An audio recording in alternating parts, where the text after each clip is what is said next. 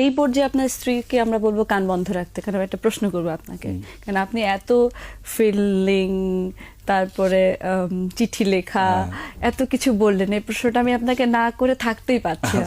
That is, আপনি প্রথম প্রেমে পড়েছেন কত সনে এবং কোন বয়সে, সেটা একটু জানতে চাই। ইভেন আরো যদি বলেন কার প্রেমে, সে কত বছর বয়সে ছিল? কারো সংসার ভাঙার ইচ্ছা আমার নেই, তবে আমি প্রেম করেছি 9-10। একটা মেয়েকে ভালো লাগতো, আমাদের এই টাঙ্গাইলের মেয়ে। তার সাথে প্রেম করেছি, 1 ইয়ারের মতো প্রেম হয়েছে, প্রেম করেছি। তারপরে না প্রেমটা টিকে নেই। টিকে নেই কেন? ওটা বালক বয়স, না না, টিকে নেই কেন? ম্যাচুরিটি ছিল না। যে না দিয়ে দিয়েছে, মানে খুব আর্লি বিয়ে দিয়ে দিয়েছে। তাও আবার একজন থাক ভালো জায়গায় বিয়ে হয়ে গেছে, বিয়ে দিয়ে দিয়েছে। তারপর ওইটা না আর ভাবি নাই।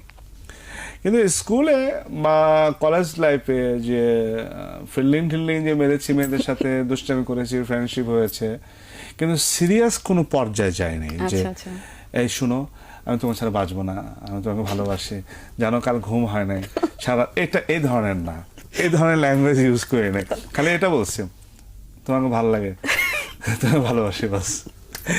এছাড়া বেশি কিছু বলতে পারিনি।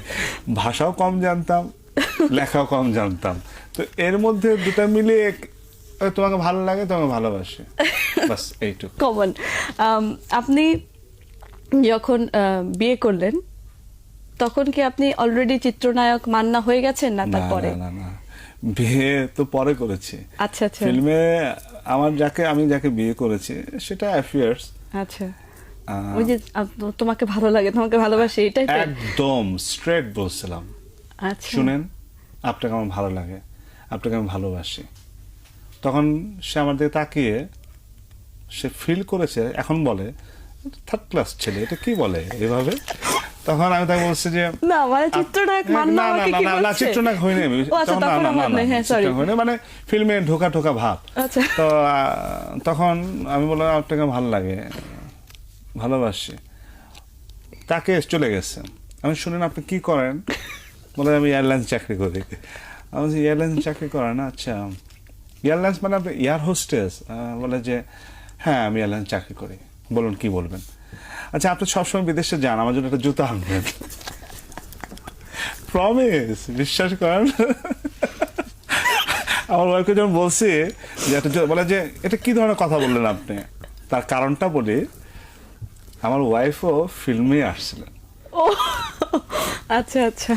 তো সে আর ফিল্ম করেনি, সে আবার তার প্রফেশনে চলে গেছে। তখন আমার ইনকাম একটা ছবিতে 7,500-8,000 টাকা করে পাই।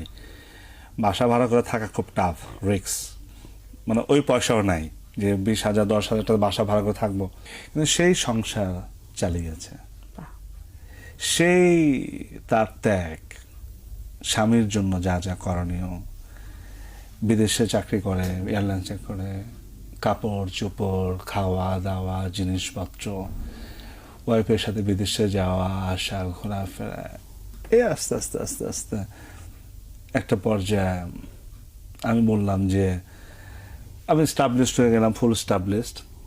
দেন বাড়ি গাড়ি সবকিছু করলাম ফিল্মের পয়সা দিয়ে। এখন আমরা হ্যাপি।